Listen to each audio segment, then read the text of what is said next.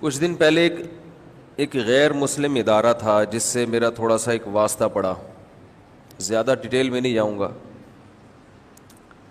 ان کے معاملات کی میں نے صفائی دیکھی تو مجھے بڑی خوشی ہوئی۔ میں نے کہا دیکھو، یہ لوگ جب کسی سے کوئی ایگریمنٹ کرتے ہیں، کوئی معاملہ کرتے ہیں تو دو چیزوں کا خیال کرتے ہیں، ایک تو ایگریمنٹ کو مکمل بھی کرتے ہیں، دوسرا یہ اس کا خیال کرتے ہیں کہ جو سامنے والا ہے اسے تکلیف نہ ہو، جو سامنے والا ہے اسے، یعنی جس سے آپ کا ایگریمنٹ چل رہا ہے، اسے مخمصے میں نہ رکھا جائے۔ اگر ایک غلط پروسیس ہے تو اس کے مقابلے میں صحیح پروسیس بھی اس کو خود ہی بتا دیا جائے۔ ہمارے ہاں اداروں میں آپ جاؤ، پہلی بات کسی گورنمنٹ کے ادارے میں جاؤ کہ صاحب ہوں گے ہی نہیں، صاحب ہیں ہی نہیں، آج لیٹ ہیں۔ پھر صاحب جب آئیں گے تو موڈ اچھا ہوگا تو کام ہو جائے گا، موڈ اچھا نہیں ہے تو کام نہیں ہوگا۔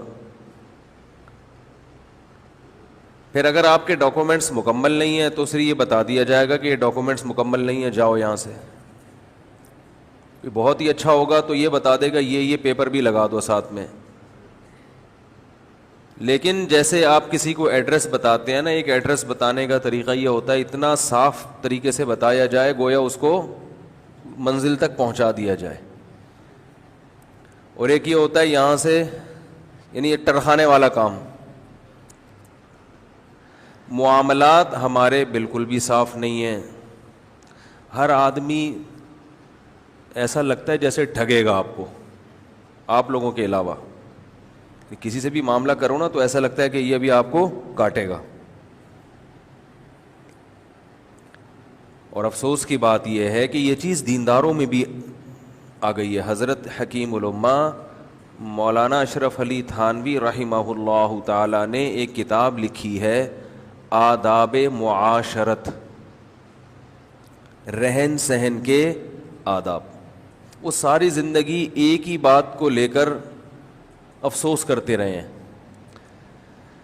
کہ مسلمان معاملات میں صاف نہیں ہے۔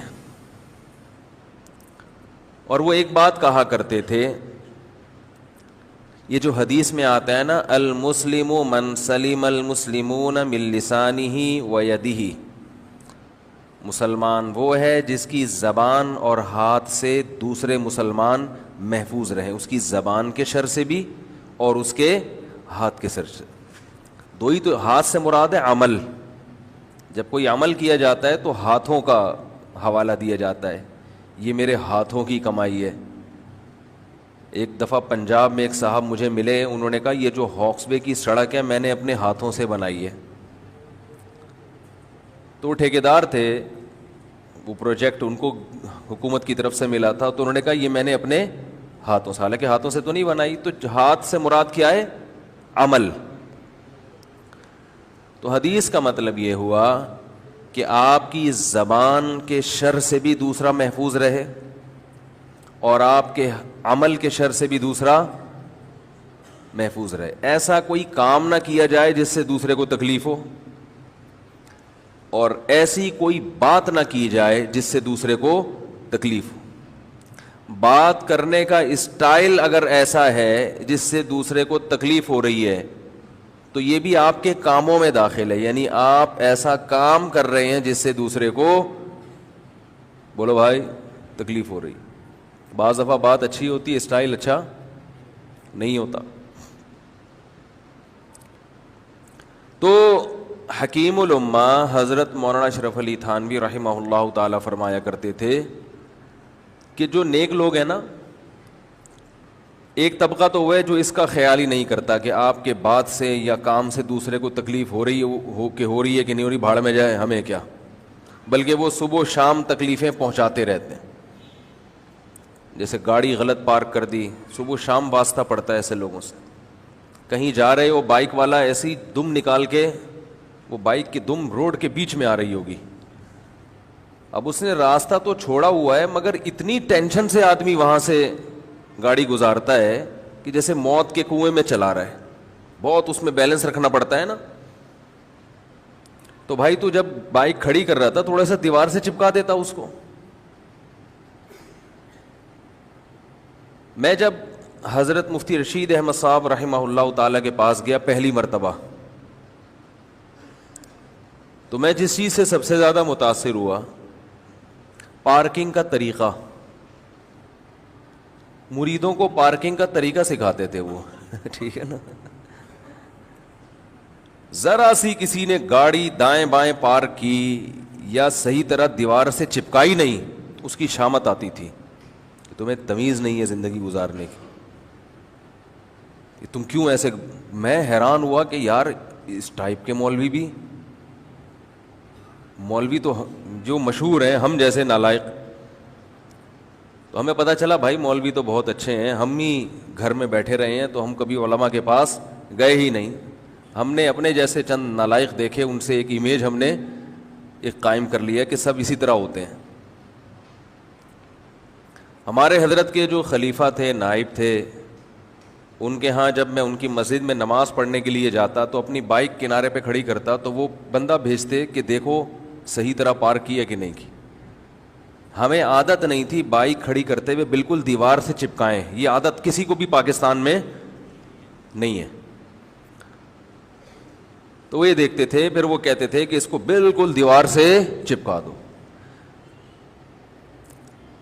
ہمیں یہ ایسا لگتا تھا جیسے تقوی کا وہ مقام ہے جہاں تک بڑے بڑے بزرگان دین بھی نہیں پہنچے, کیونکہ جب روڈ کھلا ہوا ہے ہم نے موٹر سائیکل اس طرح سے پار کی ہے کہ روڈ پہ گزرنے کی جگہ ہے تو بس کافی ہے نا.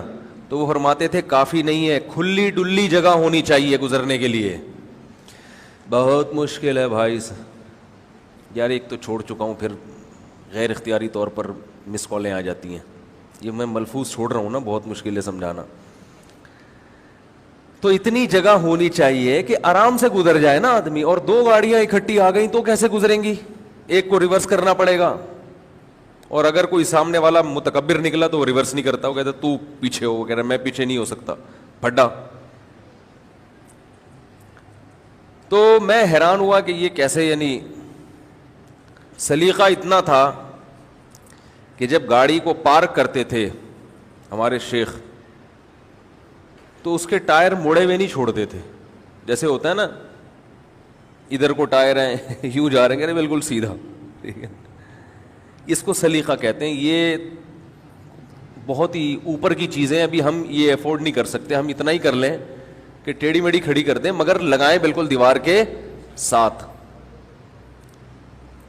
تو یہ جو حدیث ہے, مسلمان وہ ہے جس کی زبان اور ہاتھ کے شر سے محفوظ رہیں دوسرے, تو اس حدیث کی تشریح میں حضرت حکیم الامہ مولانا اشرف علی تھانوی نے کتاب لکھی, آداب معاشرت, رہن سہن کے آداب. وہ کہتے تھے لوگوں میں یہ سینس نہیں ہے, خیال نہیں کرتے, تکلفات زیادہ ہیں, تکلفات. دیکھو ایک چھوٹی سی بات ان کی بتاتا ہوں جس سے پتہ چلے گا وہ کتنے ان چیزوں میں اللہ نے ان کو فکر دی تھی, ذہانت دی تھی. وہ کہتے ہیں جب بھی کوئی گھر میں مہمان آئے سب سے پہلے واش روم کا پتہ بتاؤ اس. بعض دفعہ انسان شرم میں قضائے حاجت روک کے بیٹھا ہوتا ہے, وہ گھر والوں سے کہہ نہیں پاتا. سمجھ رہے بھائی, آپ کسی کے گھر گئے, آپ کو بہت زور سے پیشاب آ رہا ہے, قضائے حاجت کا تقاضا ہے, آپ بیٹھتے ہی شرما رہے ہوتے ہو کہ یار وہ بولے گا ابھی آگے بیٹھے اور ڈائریکٹ لیٹرین. بھائی ہو تو سکتا ہے نا انسان کے ساتھ, کیا خیال ہے, کچھ بھی ہو سکتا ہے. تو یہ گھر کے جو میزبان ہے, جو گھر کا مالک ہے, اس کی ذمہ داری ہے کہ وہ مہمان کی ضرورت کا خیال کرے. فرمایا سب سے پہلے اس کو کیا بتاؤ, واش روم ادھر ہے, جانا تو نہیں آپ نے. بعض دفعہ ایسا ہوتا ہے انسان کے ساتھ, وہ روک کے بیٹھا ہوا ہے, ہر آدمی کی ایک الگ مزاج ہوتا ہے نا, دھماکے کے ساتھ پڑے گا تھوڑی دیر میں پھر وہ ٹھیک, تو اس کو خود بتا دو.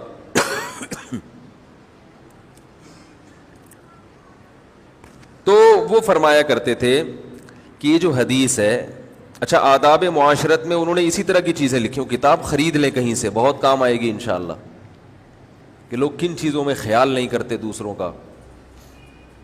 اور احادیث جمع کی ہیں بہت ساری کہ رسول اللہ صلی اللہ علیہ وسلم نے کس قدر خیال کیا ہے چھوٹی چھوٹی باتوں میں کہ کسی کو عمل سے تکلیف نہ ہو. دیکھو کندھے پھلانگ کے آنا یہ ناجائز ہے, گناہ ہے. حالانکہ کندھے پھلانگنے سے کیا ہوتا ہے؟ کیا وہ قد چھوٹا ہو جائے گا جس کے اوپر سے چھلانگ مار کے آئے ہیں آپ؟ کچھ بھی نہیں ہوتا, لیکن تکلیف ہوتی ہے. دوسرا آ رہا ہے ادھر سے, دھکا لگے گا تھوڑا سا آپ کو. نبی صلی اللہ علیہ وسلم نے ارشاد فرمایا کوئی شخص کسی جگہ پہ بیٹھا ہے, اٹھ کے جائے کسی کام سے, اس کی جگہ پہ مت بیٹھو, وہ اس کا حقدار ہے. اس کی پرمیشن کے بغیر آپ اس کی جگہ پہ, وہ تو بیچارہ بیٹھا تھا تو کسی ضرورت سے جانا پڑ گیا, اس کو تکلیف ہوگی, یار میں بیٹھا ہوا تھا آپ آگے بیٹھ گئے.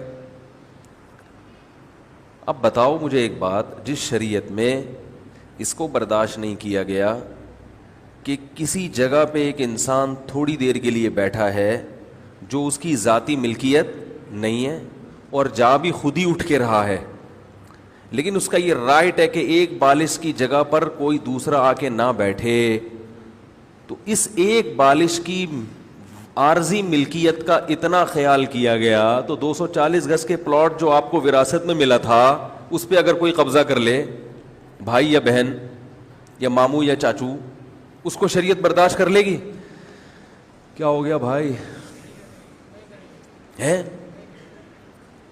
اور حیرت ہے وہ قبضہ کر کے اسے بیچ کے عمرہ کرنے جا رہے ہیں. لوگ ایسا کرتے ہیں, وراثت کا مال کھا کے کہاں جاتے ہیں؟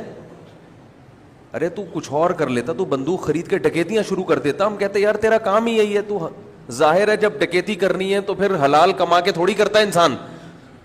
ارے کسی نے ڈکیتی کرنی ہے تو یہ ضروری ہے کہ حلال پستول ہو. جب کام ہی حرام کرنے ہیں سارے تو حلال حرام کیا؟ وہی بات اکثر بتاتا ہوں نا کہ چوری کی مرغی ہے تو پھر کہیں سے بھی ذبح کر کے کھا لو, گردن مروڑ کے کھا لو, وہ تو حرام کی حرام ہی رہے گی نا. چوری کی مرغی کو باقاعدہ سیدھے ہاتھ سے قبلہ رخ لٹا کے اور بسم اللہ اللہ اکبر, یہ ہو رہا ہے مارکیٹ میں. کئی لوگوں کو میں جانتا ہوں حرام کھا کے سیدھا گئے کہاں؟ عمرہ کرنے. انہی حرام پیسوں سے گھپلے کیے, چندوں میں گھپلے, بہن کی وراثت میں گھپلے, اور جا رہے ہیں. تو حکیم الامہ نے بہت ساری مثال میں یہ بتا رہا تھا, دیکھو اتنی سی جگہ پہ قبضہ کرنے کی اجازت نہیں دی کیونکہ اس سے انسان کو تکلیف ہوتی, آپ اس کی جگہ پہ آگے بیٹھ گئے. لیکن اس کا یہ مطلب نہیں ہے, اس کا لوگ غلط فائدہ بھی اٹھاتے ہیں. مسجد میں صف اول میں بیٹھنے کے لیے پہلے سے آگے رومال لگ کے غائب ہو جاتے ہیں. یہ رومال جو ہے نا, کوئی اس سے پلاٹ الاٹ نہیں ہو جاتا, وہ تو آگے بیٹھا ہوا ہو, پھر کسی کوئی وقتی ضرورت ہو, واش روم جانا ہے, ناک صاف کرنی ہے, تو پھر تو ٹھیک ہے. کیونکہ بعض جگہوں پہ یہ بھی ہم نے دیکھا ہے, تراویح میں بہت ہوتا ہے, مغرب میں ہے رومال ڈال کے چلے گا, اب کوئی وہاں بیٹھ ہی نہیں سکتا, یہ حضرت جی کی جگہ ہے. یہ غلط ہے, سب کا برابر حق ہے. ہمارے شیخ حضرت مفتی رشید احمد صاحب نے رحمہ اللہ نے حرم میں ایک بڑا دلچسپ واقعہ دیکھا, آگے بتایا. وہ بعض جگہ ایسے ہوتا ہے نا, مسجد حرام میں اگلی صفوں میں جگہیں فکس کر لی جاتی ہیں. وہ کرتے ہیں سیکیورٹی کے لحاظ سے کہ ایسا ہر آدمی کو اجازت دے دی جائے تو بعض دفعہ خطرہ ہوتا ہے کوئی دہشت گرد نہ آ گیا ہو. لیکن جو عرب کے بدو ہیں اس بیچارے کو کیا پتا. تو ایک بدو دیہاتی عرب کا کھڑا ہوا, تو حکومت کے کچھ اہلکار آئے, انہوں نے کہا آپ یہاں سے ہٹ جاؤ, یہاں فلاں وزیر کھڑے ہوں گے یا فلاں صاحب کھڑے ہوں گے. تو وہ بدو کہتا ہے گل لا الہ الا اللہ.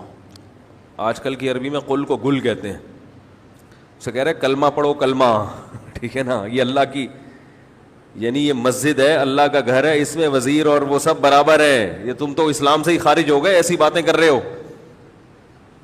تو ہمارے حضرت کو اس بدو کا اسٹائل بڑا پسند آ رہا تھا کہ اس کی سادگی اور اس کا ایمان, کہ وہ بار بار یہ الفاظ جب بھی وہ اس کو وہ ہٹانے کی کوشش کر رہے شرطے, وہ کہہ رہے ہیں گل لا الہ الا اللہ, کلمہ پڑھو کلمہ اللہ کا گھر ہے, جہاں جو مرضی کھڑا ہو جائے. تو بار بار نا حضرت کو اس کے انداز پہ بڑا اچھا لگ رہا تھا کہ وہ اس کو کلمہ پڑھا کے گویا یہ شو کر رہا ہے کہ تم تو اس مسلمان ہی نہیں رہے, تم ایسی الٹی باتیں کر رہے ہو. تو یہ جو بدو ہوتے ہیں نا, ان کو بات سمجھانا اونٹ کو رکشے میں بٹھانے سے زیادہ مشکل ہے. تو وہ یہ فرمایا کرتے تھے, وہ آداب معاشرت کتاب میں انہوں نے بہت ساری مثالیں لکھی ہیں کہ لوگ کس طرح سے دوسروں کو اذیت دیتے ہیں. اس میں انہوں نے ایک بات لکھی ہے, یہ بات فرمائی ہے, یہ تھوڑی گاڑی اردو ہے, پھر میں اس کو آسان الفاظ میں انشاءاللہ اس کی تشریح بیان کروں گا. وہ یہ فرمایا کرتے تھے کہ عدم قصد ایذا یہ کافی نہیں ہے, قصد عدم ایذا ضروری ہے. مشکل اردو ہے, ابھی انشاءاللہ اس کی تشریح کرتے ہیں. عدم کا مطلب نہیں, قصد کا مطلب ارادہ, ایذا کا معنی تکلیف دینا. فرمایا کہ ہم جب کسی کو تکلیف دیتے ہیں, کوئی ہمارے عمل سے کسی کو تکلیف ہوتی ہے, تو ہم یہ کہتے ہیں بھائی میرا ارادہ تکلیف دینے کا نہیں تھا, غلطی سے ہو گیا. قصد نہیں تھا, ارادہ نہیں تھا. فرمایا اتنا کافی نہیں ہے مسلمان بننے کے لیے. جیسے ہم بہت سے اعمال کر رہے ہوتے ہیں غلطی سے, بھائی غلطی سے ہو گیا, ہمیں تو پتہ ہی نہیں چلا. تو فرمایا کرتے تھے کہ اس بات کا اہتمام ضروری ہے, قصد ہونا چاہیے تکلیف نہ پہنچانے کا, پہلے سے ارادہ ہو. صبح جب گھر سے نکلیں تو یہ ارادہ کر کے نکلیں کہ میرے کسی عمل سے دوسرے کو تکلیف, بولو بھائی, نہ ہو. کوئی ایسا کام میں نہ کروں جس سے تکلیف ہو, ورنہ غلطی سے تو تکلیفیں ہی دے رہے ہیں نا. جو غلط پارکنگ کرتا ہے وہ یہ نیت کر کے تھوڑی کرتا ہے کہ میں یوں گاڑی کھڑی کر رہا ہوں تاکہ دوسرا آئے تو وہ مصیبت میں پڑ جائے. وہ یہ نیت تھوڑی ہوتی ہے اس کی, وہ تو ویسے ہی لاؤبالی پن میں آیا, گاڑی کھڑی کی, نکل لیا. اب دوسرا آگے پاؤں پاؤں پاؤں بجایا جا رہا ہے, وہ بندہ ہی نہیں مل رہا, یا وہ رگڑتا ہوا جا رہا ہے گاڑی کو. تو اس بات کا اہتمام ضروری ہے کہ آپ کوئی ایسا عمل تو نہیں کر رہے جس سے دوسرے کو, بولو بھائی, عزیز. واش روم کی چپلیں, لوگ مسجدوں میں ایسا ہوتا ہے کسی کو واش روم جانا ہے, آپ کی چپل پہن کے چلا جائے گا, آپ کھڑے ہوئے ہیں کہ چپل چوری ہو گئی, پتہ نہیں کہاں گئی ہے. تلاش کرتے کرتے تھک جاتے ہیں آپ, آدھے گھنٹے میں وہ بیت الخلا سے نکل رہا ہوتا ہے, اور ایک دفعہ سوری کر لے گا آپ سے, سوری, بس ختم, کچھ بگاڑ ہی نہیں سکتے آپ اس کا. اگر آپ کو کوئی ایمرجنسی ہے, آپ جا رہے ہیں, یہ باتیں تو یہ چھوٹی چھوٹی ہیں, لیکن جس میں یہ چھوٹی چھوٹی چیزوں کا خیال نہیں کرتا, بڑے بڑے جرائم بھی اسی سے ہوتے ہیں. سمجھ رہے ہیں کہ نہیں سمجھ رہے؟ اور جو ان چھوٹی چیزوں کی رعایت کرتا ہے, بڑی چیزوں میں بھی وہی کلیئر ہوتا ہے, وہی صاف ہوتا ہے. ارے بابا بھائی, جو کسی کی جگہ پہ بغیر اجازت نہیں بیٹھ رہا, تو کسی کے پلاٹ پہ بغیر اجازت آ کے بیٹھے گا؟ اس کو اس میں اللہ کا خوف آ رہا ہے کہ یہ بندہ اٹھ کے گیا ہے, اس کی جگہ ہے, میں یہاں آ کے نہ بیٹھوں, کل قیامت کے دن مجھے اس کا جواب دینا ہے. تو وہ کسی کے پلاٹ پہ جا کے بیٹھ جائے, اس میں تو اور ڈرے گا نا اللہ سے. میں سمجھا پا رہا ہوں نا اپنی بات؟ الحمدللہ زبردست سمجھ رہے ہیں آپ لوگ. وہ لوگ مجھے کہتے ہیں ہم کوئی بیوقوف تھوڑی ہے یا آپ بار بار پوچھتے ہو, تو میں اس لیے تھوڑی حوصلہ افزائی کر رہا ہوں. وہ تقیہ کلام بن چکا ہے, چھوڑنے کی کوشش میں لگا ہوا ہوں.